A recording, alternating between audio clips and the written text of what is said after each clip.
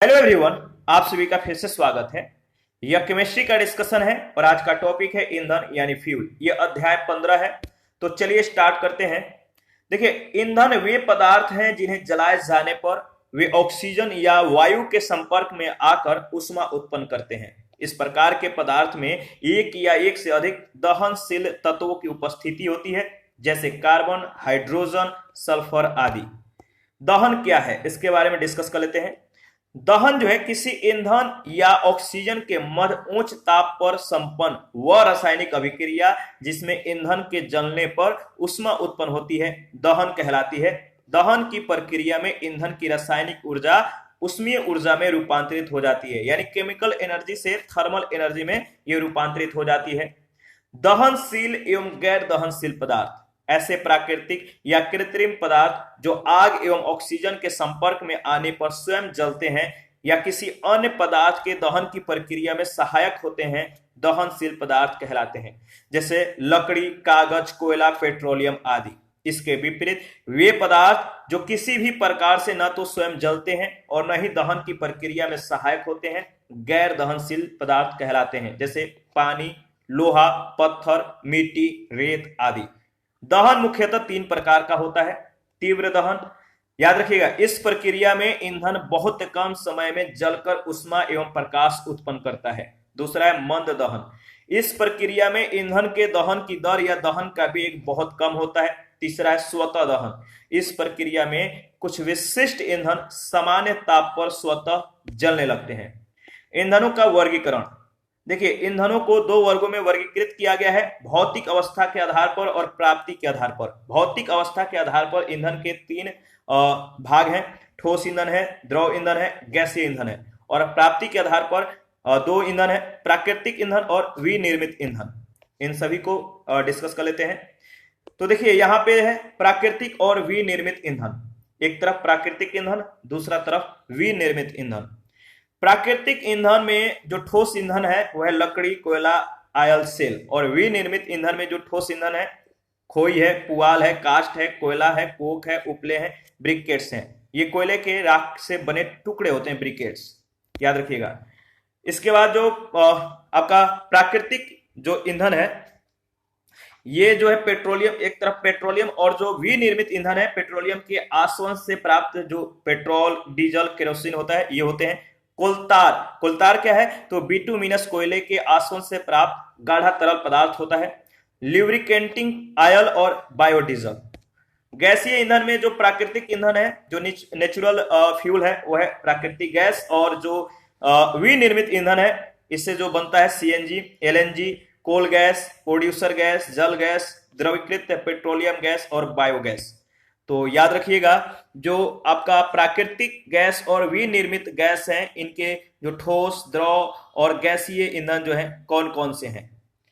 ठीक है, आगे बढ़ते हैं। ठोस ईंधन एवं उनकी विशेषताएं। ऐसे ईंधन जो सामान्य ताप पर ठोस अवस्था में पाए जाते हैं, ठोस ईंधन कहलाते हैं। लकड़ी और कोयला प्राकृतिक रूप से उपलब्ध प्रमुख ठोस ईंधन है। मानव द्वारा प्राकृतिक रूप से उपलब्ध ठोस ईंधन है। इनके अतिरिक्त अगर बात करें तो अनेक अन्य ठोस ईंधनों का भी प्रयोग किया जाता है, जिन्हें प्राकृतिक ईंधनों के उप उत्पाद, बाई प्रोडक्ट या किसी अन्य स्रोत से कृत्रिम रूप से विनिर्मित किया जाता है। ऐसे ईंधनों को विनिर्मित ईंधन, मैन्युफैक्चर्ड फ्यूल कहा जाता है।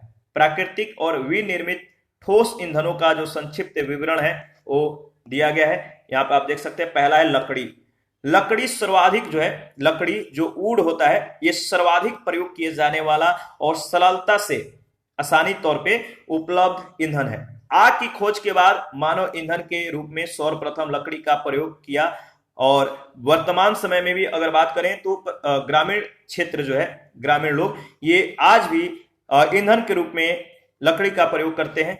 ठीक है, लकड़ी के संघटकों की औसत मात्रा क्या है, जैसे कार्बन। कार्बन में जो लकड़ी में जो कार्बन होता है, इसमें जो उसकी मात्रा होता है, औसत मात्रा 50% होता है। हाइड्रोजन 6%, ऑक्सीजन 43.10%, नाइट्रोजन 0.30%, ठीक है, राख जो है 0.60% होता है।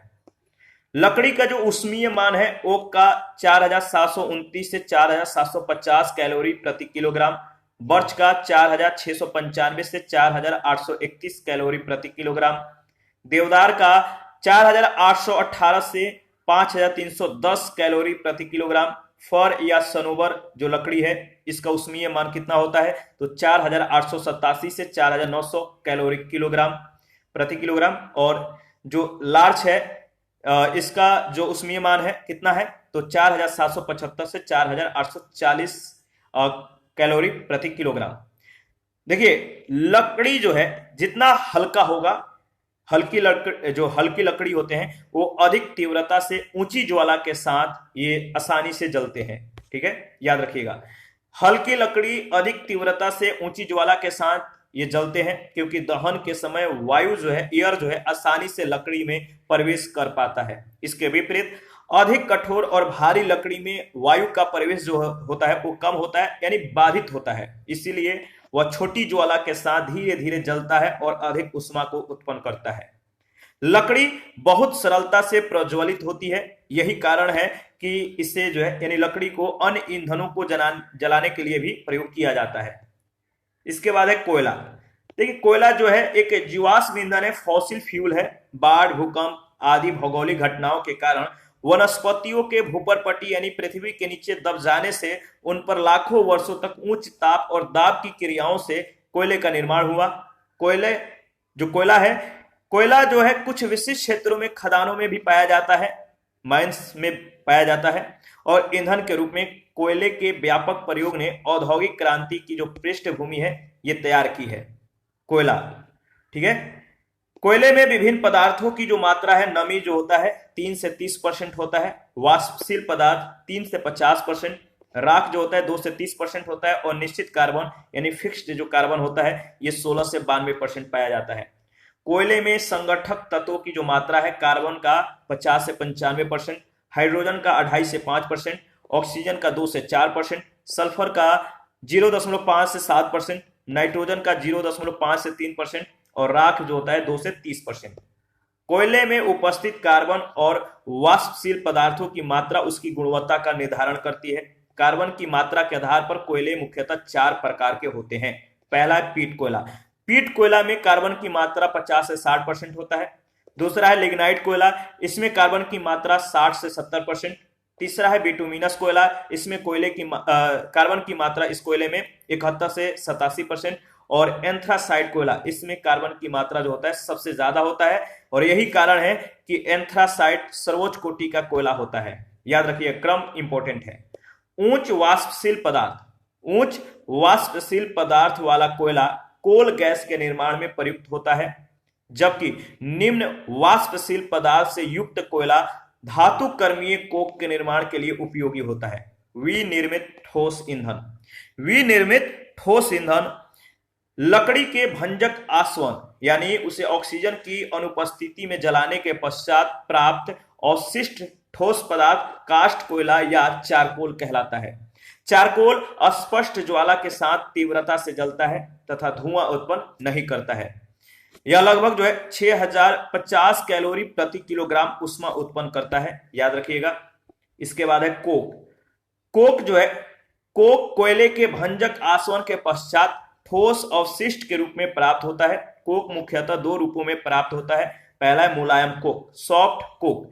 यह भंजक आसवन के दौरान 600 से 650 डिग्री सेंटीग्रेड ताप पर धुआं उत्पन्न किए बिना जलता है तथा घरेलू ईंधन के रूप में प्रयोग किया जाता है, याद रखिएगा।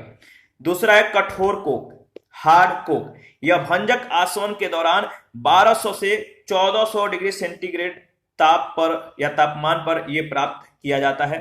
यह जलने पर धुआं उत्पन्न करता है और धातु कर्मीय प्रक्रिया के लिए यह प्रयुक्त होता है। खोई क्या है? देखिए, चीनी मिलों में जो शुगर केन होता है, गन्ने होते हैं, इनसे रस निकालने के पश्चात जो अवशिष्ट पदार्थ बच जाता है उसे खोई कहा जाता है। देखिए इस प्रकार क्या होता है, इसका भार गन्ने का भार जो होता है, इसका भार गन्ने का लगभग 20% होता है और यह एक रेशेदार ईंधन है। क्या है? फाइबरस फ्यूल है जिसका ऊष्मीय मान 2200 कैलोरी प्रति किलोग्राम होता है। खोई जो होता है मुख्यतः चीनी उद्योगों में ईंधन के रूप में प्रयोग की जाती है। यह जो है तीव्रता से जलती है, इसमें 45 से 55% नमी होती है, जिसे कम करके इसकी दक्षता को क्या किया जा सकता है और बढ़ाया जा सकता है। ब्रिकेट्स क्या है? लकड़ी का चूर्ण, वनस्पति के अवशेष, कोयले के टुकड़े और विभिन्न प्रकार के कोयले एवं कोक के अवशिष्ट पदार्थ को विभिन्न आकारों में संपीड़ित करके या करने से क्या होता है, प्राप्त ईंधन को ब्रिकेट्स कहा जाता है। तो ब्रिकेट्स क्या है? लकड़ी का चूर्ण, वनस्पतियों के अवशेष, कोयले के टुकड़े और विभिन्न प्रकार के कोयले और कोक के अवशिष्ट पदार्थ को विभिन्न आकारों में संपीड़ित करके यानी उन्हें दबाकर या कंप्रेस करके या करने से जो प्राप्त ईंधन होता है उन्हें ब्रिकेट्स कहा जाता है। विभिन्न ईंधनों के खनन और परिवहन के दौरान बड़ी मात्रा में उससे छोटे छोटे टुकड़े और मलबा प्राप्त होता है, जो ब्रिकेट्स के निर्माण के लिए कच्चे माल का कार्य करता है। ठोस ईंधन के लाभ और हानि क्या है? तो ठोस ईंधन के जो लाभ है, ठोस ईंधनों का परिवहन और भंडारण सरल होता है, इनमें स्वतः विस्फोट का भय नहीं होता है, इनकी उत्पादन लागत जो होता है कम होता है, इनका प्रज्वलन तापमान मध्यम होता है, ठीक है। और जो हानि होता है ठोस ईंधन का, ठोस ईंधनों में राख की मात्रा सबसे ज्यादा होता है, इनसे उत्पन्न उष्मा का एक बड़ा भाग नष्ट हो जाता है, इनके दहन को नियंत्रित करना कठिन हो जाता है, ये जलने के दौरान अवशिष्ट टुकड़ों का निर्माण करते हैं, यानी इनका पूर्ण दहन नहीं होता है, ठीक है। आगे बढ़ते हैं। नेक्स्ट है, देखिए द्रव ईंधन एवं उनकी विशेषताएं। वे ईंधन जो सामान्य ताप पर द्रव अवस्था में पाए जाते हैं द्रव ईंधन कहलाते हैं।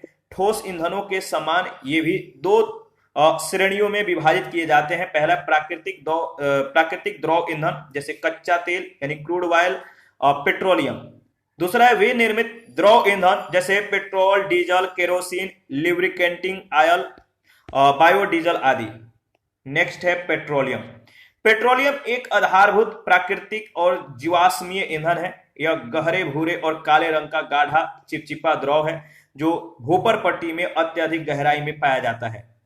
रासायनिक रूप से पेट्रोलियम विभिन्न प्रकार के हाइड्रोकार्बन से निर्मित होता है, जिसमें कुछ मात्रा में ऑक्सीजन, नाइट्रोजन और सल्फर युक्त कार्बनिक यौगिक भी उपस्थित होते हैं।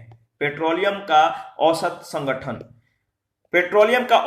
संगठन जो है कार्बन, इसमें जो होता है 79.5 से 87.1%, हाइड्रोजन 11.5 से 14.8%, सल्फर 0.1 से 3.5%, नाइट्रोजन और ऑक्सीजन 0.1 से 0.5%।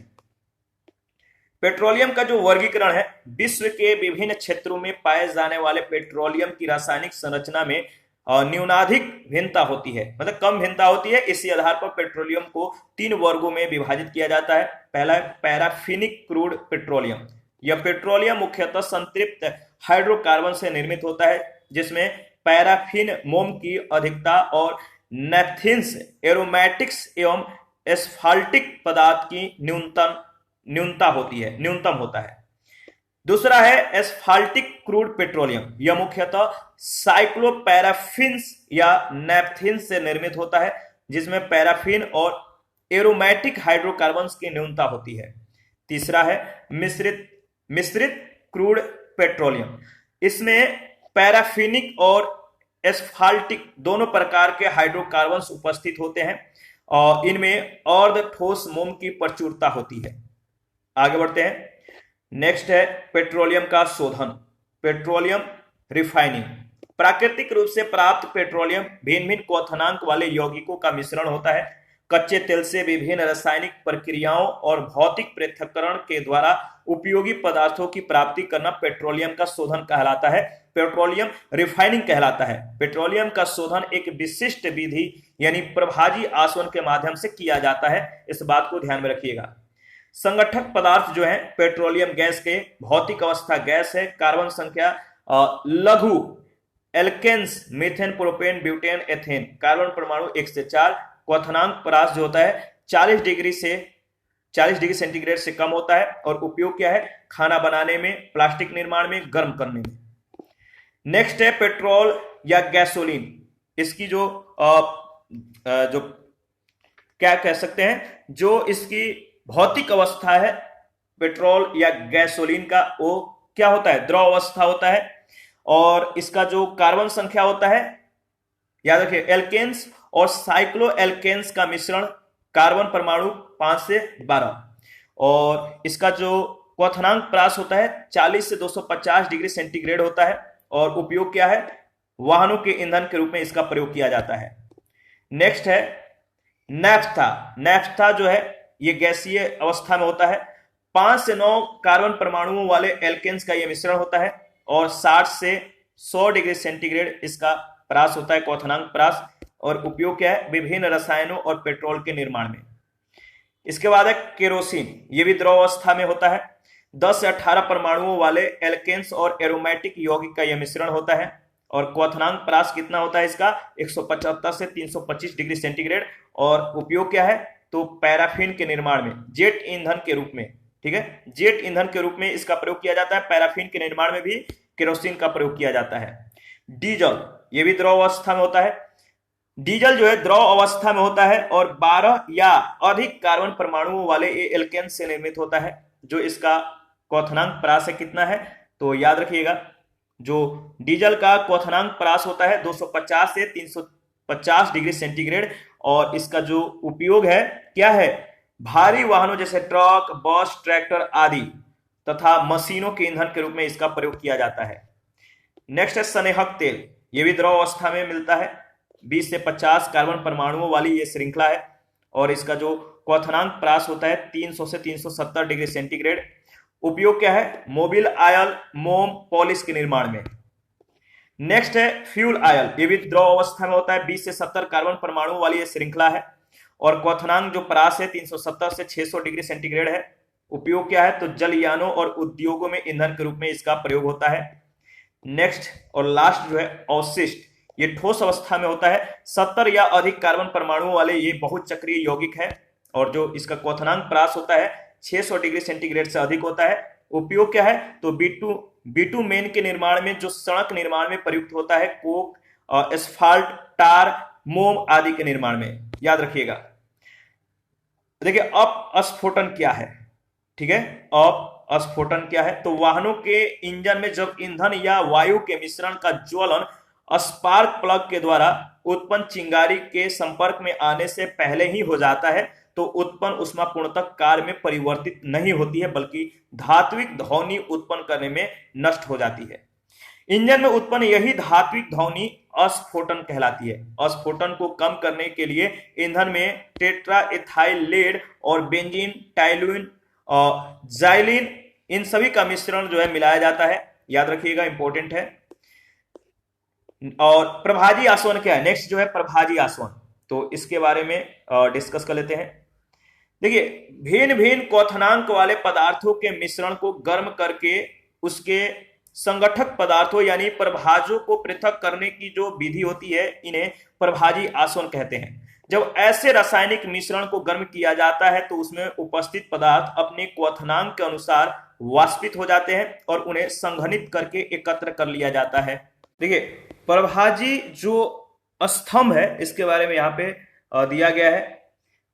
Petroleum gas 40 degree centigrade, petrol जो होता है 40 से 205 डिग्री सेंटीग्रेड के बीच जो है प्राप्त होता है। नैफ्था 60 से 100 डिग्री सेंटीग्रेड, केरोसिन 175 से 325 डिग्री सेंटीग्रेड पर, डीजल 250 से 350 डिग्री सेंटीग्रेड पर, स्नेहक तेल 300 से 370 डिग्री सेंटीग्रेड और फ्यूल तेल या फ्यूल आयल 370 से 600 डिग्री सेंटीग्रेड तक, ठीक है, इसकी प्राप्ति होती है। इसके बाद अपशिष्ट 600 डिग्री सेंटीग्रेड से अधिक। प्रभाजी स्तंभ दिया गया है तो एक बार इसको एनालिसिस कर लीजिएगा। आपको बताना है ऑक्टेन संख्या और सीटेन संख्या क्या है, ऑक्टेन नंबर और सीटेन नंबर। ऑक्टेन संख्या तथा सीटेन संख्या दोनों का प्रयोग ईंधन की गुणवत्ता को व्यक्त करने के लिए किया जाता है। ऑक्टेन संख्या के माध्यम से स्पार्क प्रज्वलन आंतरिक दहन इंजनों में प्रयोग जो है, इंजनों में प्रयोग किए जाने वाले ईंधनों जैसे पेट्रोल, विमानन ईंधन की प्रज्वलन प्रतिरोधकता प्रदर्शित की जाती है। ऑक्टेन पैमाना 0 से 100 के मध्य होता है, जिनमें एन हेप्टेन की ऑक्टेन संख्या सबसे कम यानी 0 और आइसो ऑक्टेन की ऑक्टेन संख्या सर्वाधिक यानी 100 होती है। यहां पे हम लोग द्रव ईंधन के सकारात्मक और द्रव ईंधन के नकारात्मक पक्ष के बारे में डिस्कस करेंगे।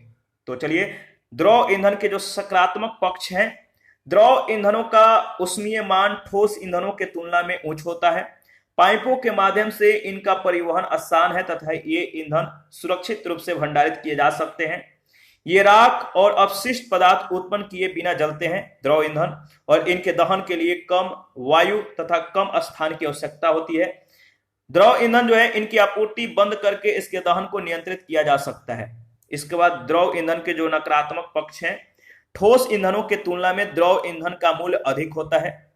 द्रव ईंधन के जो नकारात्मक दूसरा पक्ष है, इनके भंडारण के लिए विशिष्ट प्रकार के भंडारण टैंकों की आवश्यकता होती है। जो द्रव ईंधन के नकारात्मक तीसरा जो पक्ष है, उच्च ज्वलनशील ईंधन होने के कारण आग लगने का जोखिम रहता है और इनके दहन के लिए विशेष रूप से निर्मित बर्नर और उपकरणों की आवश्यकता होती है। गैसीय ईंधन एवं उनकी विशेषताएं, इसके बारे में डिस्कस कर लेते हैं। तो देखिए, वे ईंधन जो सामान्य ताप पर गैसीय अवस्था में पाए जाते हैं गैसीय ईंधन कहलाते हैं। प्राकृतिक रूप से प्राप्त होने के अतिरिक्त गैसीय ईंधन ठोस व द्रव ईंधनों से भी प्राप्त किए जाते हैं। अधिकांश गैसीय ईंधन हाइड्रोकार्बन्स, कार्बन मोनोऑक्साइड, हाइड्रोजन आदि से या इनके मिश्रण से निर्मित होते हैं। प्रमुख गैसीय ईंधन एवं उनका संक्षिप्त विवरण निम्नवत है। प्राकृतिक गैस, नेचुरल गैस।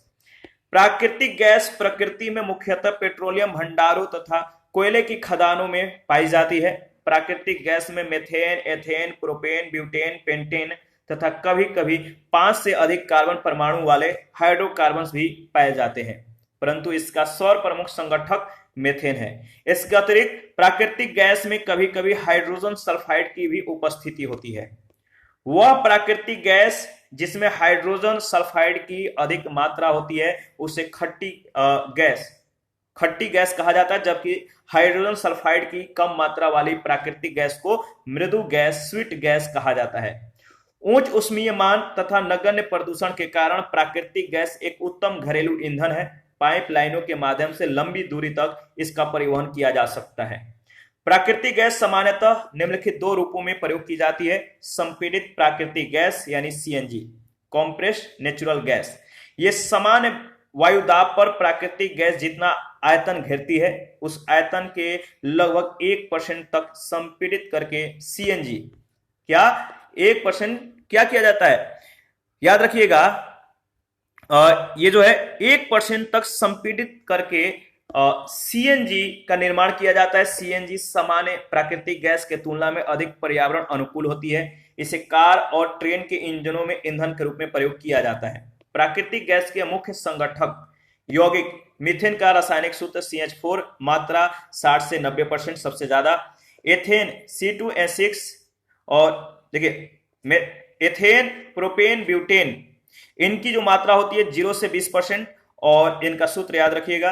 कार्बन जो डाइऑक्साइड है इसकी मात्रा इसमें 0 से 8%, ऑक्सीजन का 0 से 0.2%, नाइट्रोजन का 0 से 5%, हाइड्रोजन सल्फाइड का 0 से 5%, उत्कृष्ट गैस 0 से 2%। ऊष्मीय मान क्या है, तो प्राकृतिक गैस का ऊष्मीय मान 9000 से 12000 किलो कैलोरी प्रति MQ होता है। ठीक है, याद रखिएगा। द्रवीकृत प्राकृतिक गैस, इसे बोलते हैं लिक्विफाइड नेचुरल गैस LNG। प्राकृतिक गैस को 160 डिग्री सेंटीग्रेड तापमान पर ठंडा करने पर यह जो है द्रव अवस्था में परिवर्तित हो जाता है। जो द्रवीकृत प्राकृतिक गैस है जो LNG है, प्राकृतिक गैस को जब आप 160 डिग्री सेंटीग्रेड तापमान पर ठंडा करते हैं तो यह द्रव अवस्था में परिवर्तित हो जाती है। LNG सामान्य प्राकृतिक गैस के आयतन की तुलना में 600 गुना कम आयतन घेरती है। पाइपलाइन परिवहन की सुविधा उपलब्ध न होने पर विशिष्ट टैंकों में प्राकृतिक गैस का द्रवीकृत रूप में परिवहन सरल और सुरक्षित होता है। याद रखिएगा। विनिर्मित गैसीय ईंधन में पहला है कोल गैस। कोल गैस मुख्यतः हाइड्रोजन, मेथेन, कार्बन मोनोऑक्साइड का गैसीय मिश्रण है जिसमें कुछ अन्य यौगिकों की भी उपस्थिति होती है। इसका औसत संगठन जो है निम्नवत है। हाइड्रोजन H2 जो है 47%, methane 32%, carbon monoxide 7%, acetylene 2%, ethylene 3%, nitrogen 4%, carbon dioxide 1% और अन्य जो होते हैं 4% होते हैं। कोल गैस का निर्माण लगभग 1300 डिग्री सेंटीग्रेड तापमान पर कोयले का भंजक आसवन करने पर यानी उसे ऑक्सीजन की अनुपस्थिति में जलाने पर होता है। इस प्रक्रिया में कोक तथा कोलतार उप उत्पाद के रूप में प्राप्त होता है। कोल गैस का ऊष्मीय मान 4900 किलो कैलोरी प्रति एमक्यू होता है और इसका उपयोग प्रकाश के लिए ईंधन के रूप में और धातु कर्मीय प्रक्रियाओं में अपचायक वातावरण के निर्माण में किया जाता है। नेक्स्ट है जल गैस। जल गैस कार्बन मोनोऑक्साइड तथा हाइड्रोजन गैस युक्त एक दहनशील गैसीय ईंधन है। लगभग 900 से 1000 डिग्री सेंटीग्रेड तापमान पर जलते हुए कोयले के ऊपर से वाष्प प्रवाहित करके जल गैस का निर्माण किया जा सकता है। जल गैस का औसत संगठन हाइड्रोजन जो है 51%, carbon monoxide 41%, nitrogen 4%, carbon dioxide यानी CO2 4%। जल गैस का ऊष्मीय मान 2800 किलो कैलोरी बटा जो होता है एमक्यू होता है। जल गैस के उपयोग क्या क्या है, तो ईंधन सेलों से कार्बन डाइऑक्साइड हटाने में, प्रोड्यूसर गैस के साथ अभिक्रिया करके ईंधन गैस का निर्माण करने में, अमोनिया के संश्लेषण के लिए शुद्ध हाइड्रोजन प्राप्त करने में। इसके बाद है producer gas. Producer gas carbon monoxide और हाइड्रोजन जैसी ज्वलनशील गैसों तथा नाइट्रोजन एवं कार्बन डाइऑक्साइड जैसी अज्वलनशील गैसों का मिश्रण है। प्रोड्यूसर गैस का निर्माण एक विशेष रिएक्टर में उच्च ताप पर कोयले के दहन के दौरान जो है वायु और वाष्प का मिश्रण प्रवाहित करने पर होता है। इसका ऊष्मीय मान 1300 किलो कैलोरी बटा एमक्यू होता है। प्रोड्यूसर गैस का जो औसत संगठन है, याद रखिए, कार्बन मोनोऑक्साइड जो है इसमें 22.3%, हाइड्रोजन 8.12%, नाइट्रोजन 52.55% और कार्बन डाइऑक्साइड 3% होता है। ठीक है, याद रखिएगा। आगे बढ़ते हैं। इसके बाद है देखिए, प्रोड्यूसर गैस सस्ती और पर्यावरण अनुकूल होती है। इसकी निर्माण प्रक्रिया भी सरल है। इसके प्रमुख उपयोग है जो निम्नवत है। पहला है इस्पात एवं कांच के निर्माण में खुली भट्टियों में इसका प्रयोग किया जाता है। कोल एवं कोल गैस का निर्माण करने वाले रिटॉर्ट अर्थात शुष्क आसवन वाले विशिष्ट उपकरण में और धातु कर्मीय प्रक्रियाओं में अपचायक अभिकर्मक के रूप में। द्रवित petroleum gas, liquefied petroleum gas यानी एलपीजी, प्राकृतिक गैस के प्रसंस्करण के दौरान तथा पेट्रोलियम के शोधन की प्रक्रिया में प्राप्त अप्रसंस्कृत अनपोर्सिड गैस, अप्रसंस्कृत गैस को द्रव रूप में परिवर्तित करके द्रवीकृत पेट्रोलियम गैस का निर्माण किया जाता है। यह एक जीवाश्मीय ईंधन है जो प्रकृति में अनहाइड्रोकार्बन यानी कच्चे तेल और प्राकृतिक गैस के साथ संयुक्त रूप में पाई जाती है। याद रखिएगा। एलपीजी का जो संगठन है, कंपोजिशन है, एन ब्यूटेन का 38.5%, आइसोब्यूटेन का 37% और प्रोपेन का 24.5%। एलपीजी गैस का जो संगठन है ब्यूटेन, एन ब्यूटेन, आइसोब्यूटेन और प्रोपेन, याद रखिएगा।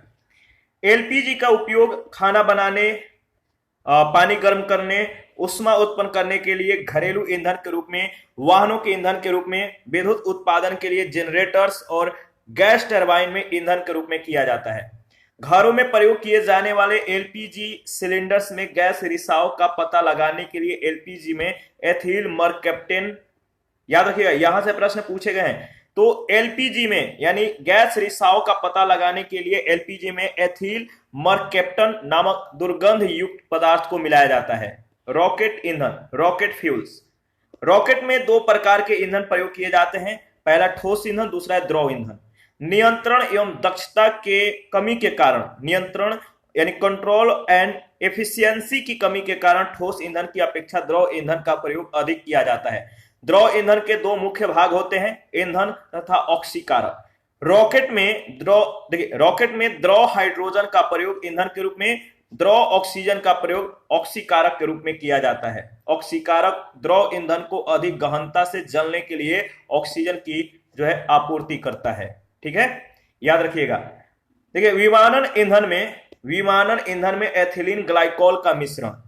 विमानन ईंधन पेट्रोलियम आधारित एक विशेष ईंधन है जो वायुयानों में प्रयोग किया जाता है। उड़ान भरने के पश्चात ऊपरी वायुमंडल में तापमान कम होने के कारण वायुयान के तापमान में कमी आती है और समान स्थिति में ईंधन में घुले हुए जल के अलग होकर जमने की संभावना बढ़ जाती है। इसीलिए ईंधन को जमने से रोकने के लिए प्रतिरोधक के रूप में एथिलीन ग्लाइकोल मिलाया जाता है। ठीक है, यह जल के हिमांक को -43 डिग्री सेंटीग्रेड तक कम कर देता है, -43 डिग्री सेंटीग्रेड तक यह कम कर देता है। इसके बाद है ग्रीन फ्यूल्स, हरित ईंधन। जैसे पहला है बायोगैस, कार्बनिक, याद रखिए कार्बनिक यानी जैविक पदार्थ जैसे गोबर, खाद्य, कृषि और वनस्पति अपशिष्ट, हरा कचरा आदि के अवायवीय अपघटन या ऑक्सीजन की अनुपस्थिति में अपघटन से उत्पन्न गैस बायोगैस या गोबर गैस कहलाती है। ठीक है, बायोगैस का जो संगठन है मेथेन, इसमें होता है 50 से 75%, CO2 जो होता है 25 से 50%, नाइट्रोजन 0 से 10%, हाइड्रोजन 0 से 1% और हाइड्रोजन सल्फाइड 0 से 3%। बायोगैस एक उत्तम घरेलू ईंधन है जो बिना धुआं उत्पन्न किए जलती है। ग्रामीण क्षेत्रों में यह लकड़ी पर निर्भरता को कम करती है। गोबर गैस प्रणाली का आविष्कार एसवी देसाई ने किया था। किसने? एसवी देसाई ने।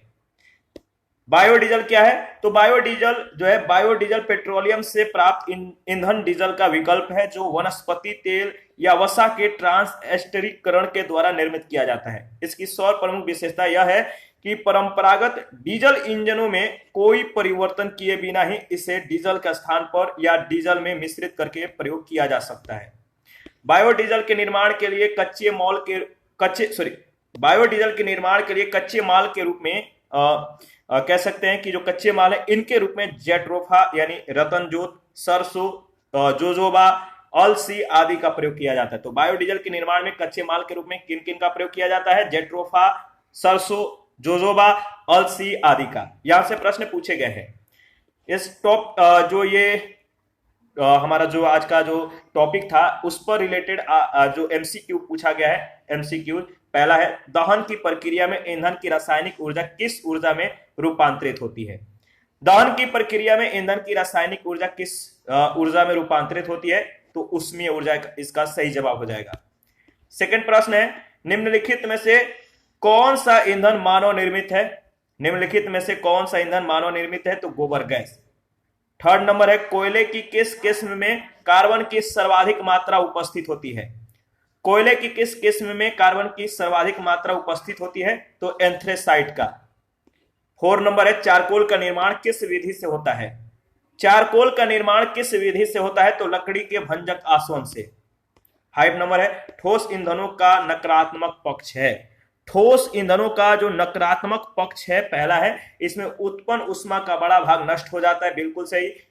इनके दहन से राख उत्पन्न होती है, ये भी सही है। और इनके दहन को नियंत्रित करना कठिन है, उपयुक्त सभी सत्य हैं। 6 नंबर है, पेट्रोलियम में निम्नलिखित में से कौन से तत्व उपस्थित होते हैं?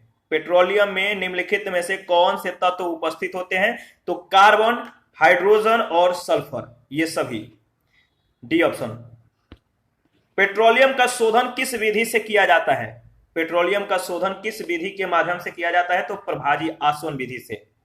पेट्रोलियम के शोधन की प्रक्रिया में पेट्रोलियम गैस किस तापमान पर प्राप्त होती है? तो पेट्रोलियम के शोधन की प्रक्रिया में पेट्रोलियम गैस किस तापमान पर प्राप्त होती है? तो 40 डिग्री सेंटीग्रेड से कम तापमान पर। 9 नंबर है, पेट्रोलियम के शोधन के दौरान प्राप्त केरोसिन निम्नलिखित में से किसके निर्माण में प्रयोग किया जाता है? पेट्रोलियम के शोधन के दौरान प्राप्त केरोसिन निम्नलिखित में से किसके निर्माण में प्रयोग किया जाता है? तो देखिए इसका सही जवाब हो जाएगा जेट ईंधन, और दूसरा है पैराफिन, यानी ए और बी दोनों। डी ऑप्शन बिल्कुल करेक्ट ऑप्शन है। 10 नंबर, पेट्रोलियम के शोधन के पश्चात प्राप्त अपशिष्ट पदार्थ निम्नलिखित में से किसके निर्माण में प्रयुक्त होता है? पेट्रोलियम के शोधन के पश्चात प्राप्त अपशिष्ट पदार्थ निम्नलिखित में से किसके निर्माण में प्रयुक्त होता है? तो बिटुमेन, टार, मोम, यानी ये सभी। डी ऑप्शन बिल्कुल करेक्ट ऑप्शन है। 11 नंबर है, इंजनों में अपस्फोटन कम करने के लिए ईंधन में कौन सा पदार्थ मिलाया जाता है? इंजनों में नॉकिंग कम करने के लिए ईंधन में कौन सा पदार्थ मिलाया जाता है? तो टेट्रा इथाइल लेड।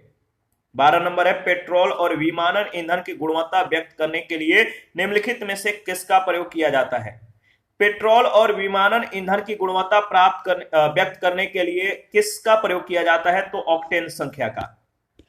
13 नंबर है, निम्नलिखित में से किसके द्वारा डीजल की गुणवत्ता प्रदर्शित की जाती है? निम्नलिखित में से किसके द्वारा डीजल की गुणवत्ता प्रदर्शित की जाती है? तो सीटेन संख्या के द्वारा। प्राकृतिक गैस का जो सौर प्रमुख घटक है वो क्या है? 14 नंबर है प्राकृतिक गैस का प्रमुख सौर प्रमुख जो घटक है वो है मेथेन। 14 का ए ऑप्शन बिल्कुल करेक्ट ऑप्शन है। 15 नंबर है निम्नलिखित में से कौन सी गैस संपीड़ित प्राकृतिक गैस में अनुपस्थित होती है। निम्नलिखित में से कौन सी गैस संपीड़ित प्राकृतिक गैस में अनुपस्थित होती है, तो कार्बन डाइऑक्साइड। 16 नंबर है कोल गैस में उपस्थित घटक का चयन कीजिए। कोल गैस में उपस्थित घटक का चयन कीजिए तो हाइड्रोजन, मेथेन, कार्बन मोनोऑक्साइड, यानी ये सभी डी ऑप्शन बिल्कुल करेक्ट ऑप्शन है। 17 नंबर है जल गैस निम्नलिखित में से किसका सम्मिश्रण है। जल गैस निम्नलिखित में से किसका सम्मिश्रण है, तो कार्बन मोनोऑक्साइड और हाइड्रोजन गैस का। 18 नंबर है द्रवीकृत पेट्रोलियम गैस यानी एलपीजी का उपयोग किया जाता है। बताइए एलपीजी का उपयोग कहां कहां किया जाता है, तो खाना पकाने में, वाहन के ईंधन के रूप में, यानी दोनों में। ए और बी इसका सही जवाब हो जाएगा। नेक्स्ट है 19 नंबर घरेलू गैस के सिलेंडरों में गैस के रिसाव का पता लगाने के लिए गैस में कौन सा पदार्थ मिलाया जाता है। घरेलू गैस के सिलेंडर में गैस के रिसाव का पता लगाने के लिए गैस में कौन सा पदार्थ मिलाया जाता है, तो एथिल मरकेप्टन, याद रखिएगा। 20 नंबर है निम्नलिखित में से कौन से ईंधन से सबसे कम पर्यावरण प्रदूषण होता है। 4 ऑप्शन है कौन से ईंधन से सबसे कम पर्यावरण प्रदूषण होता है, तो हाइड्रोजन। सी ऑप्शन बिल्कुल सही ऑप्शन है। प्रश्न संख्या नेक्स्ट जो है पूछा गया एक केस सूची 1 सूची 2 के साथ आपको मिलान करना है, तो चलिए मिलान करते हैं। सीएनजी में बताइए इसके प्रमुख घटक कौन कौन से हैं सीएनजी का, तो मीथेन और इथेन है। एलपीजी का बताइए, एलपीजी का है कार्बन मोनोऑक्साइड और हाइड्रोजन। कोल गैस का जो प्रमुख घटक है हाइड्रोजन, मेथेन, कार्बन मोनोऑक्साइड और जल गैस का ब्यूटेन प्रोपेन। तो याद रखिएगा। आगे बढ़ते हैं। अच्छा इसका सही जो ऑप्शन हो जाएगा ऑप्शन सी, ठीक है। देखिए निम्नलिखित में से किसका प्रयोग नोदक या रॉकेट में ईंधन के रूप में किया जाता है। निम्नलिखित में से किसका प्रयोग नोदक या रॉकेट में ईंधन के रूप में किया जाता है, तो द्रव हाइड्रोजन और द्रव ऑक्सीजन का। 23 नंबर है विमानन ईंधन को जमने से रोकने के लिए उनमें से कौन सा पदार्थ मिलाया जाता है। विमानन ईंधन को जमने से रोकने के लिए उसमें कौन सा पदार्थ मिलाया जाता है, तो एथिलीन ग्लाइकॉल, याद रखिएगा। 24 नंबर है बायोगैस संयंत्र से निष्कासित निम्नलिखित में से कौन सी गैस ईंधन गैस के रूप में उपयोग की जाती है। बायोगैस संयंत्र से निष्कासित निम्नलिखित में से कौन सी गैस ईंधन गैस के रूप में उपयोग की जाती है, तो मेथेन। 25 नंबर है बायोगैस को किस अन्य नाम से भी जाना जाता है, तो गोबर गैस। बायोगैस को किस अन्य नाम से जाना जाता है, गोबर गैस के रूप में। 26 नंबर है निम्नलिखित में से किस वैज्ञानिक ने गोबर गैस प्रणाली का आविष्कार किया था। किस वैज्ञानिक ने गोबर गैस प्रणाली का आविष्कार किया था, तो एस बी देसाई इसका सही जवाब हो जाएगा। और लास्ट क्वेश्चन है जैट्रोफा नामक वनस्पति से निम्नलिखित में से किस ईंधन का निर्माण जो है किया जाता है, तो बायोडीजल।